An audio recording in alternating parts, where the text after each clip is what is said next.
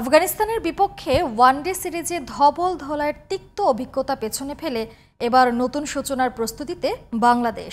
ঘরের মাঠে ওয়েস্ট ইন্ডিজের বিপক্ষে ৩ ম্যাচের ওয়ানডে সিরিজকে সামনে রেখে বৃহস্পতিবার ১৭ সদস্যের দল ঘোষণা করেছে বাংলাদেশ ক্রিকেট বোর্ড, যেখানে বাদ পড়েছেন নাঈম শেখ ও নাহিদ রানা, আর প্রথমবার ওয়ানডে দলে জায়গা পেয়েছেন মাহিদুল ইসলাম অঙ্কন।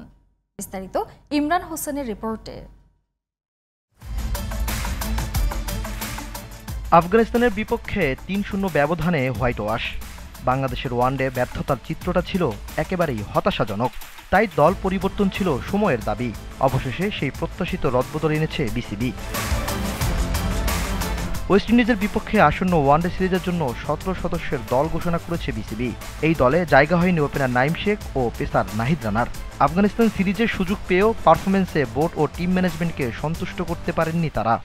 বোলিং ডিপার্টমেন্টে আমরা 5 সিমারের জায়গায় নাহিদ রানাকে দলে রাখিনি, সেখানে 4 জন আগের সিমার রয়ে গেছে এবং আমাদের ওপেনিংটা বরাবরই একটু সফল হচ্ছে না।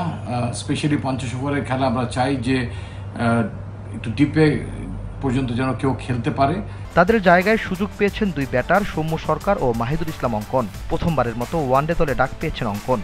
বিপিএলে দুর্দান্ত পারফরমেন্সের পর আলোচনায় আসেন এই ডানহাতি middle order batter. Liton Das যেহেতু নেই দলে, তিনি এসব তো জানেন, একজন অভিজ্ঞ খেলোয়াড় হিসেবে আমরা সেখানে নিয়ে এসেছি সৌম্য সরকারকে। এবং দলের মিডল অর্ডারটা যথেষ্ট ভুগেছে, প্রায় সবাই বলতে পারেন ভুগেছে, রান খরায় আছে। তো সেই জায়গাতে আমরা মাহিদুল ইসলাম অঙ্কনকে এনেছি। আমরা 2027-এ নেক্সট বিশ্বকাপটা ওয়ানডে ইন্টারন্যাশনালে বাংলাদেশ খেলবে, সেখানের কলেবরটাকে বৃদ্ধি করার জন্য যারা সম্ভাব্য কম্পিটেন্ট থাকবেন তার মধ্যে থেকে মাহিদুল ইসলামের নামটা, অঙ্কনের নামটা নিশ্চয়ই অনেক উজ্জ্বল। মিরপুরের 3 ম্যাচ সিরিজ শুরু হবে 18 অক্টোবর থেকে একই ভেন্যুতে। পরের 2 ম্যাচ 21 ও 23 অক্টোবর। এরপর চট্টগ্রামে সমান সংখ্যক ম্যাচের টি-20 series. Imran Hossain, GTV news, Dhaka.